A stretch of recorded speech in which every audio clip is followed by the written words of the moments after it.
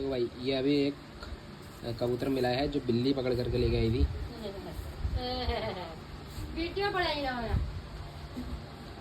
इसको अभी हम ठीक कर रहे हैं। तो इसके इतना काट दिया है। मैं और हर्षू, अभी हर्षू ने पकड़ के लेकर के आया है ये बाहर से। अभी इसको देखो, यहाँ यहाँ इतनी जगह तो काट रखा है इसको।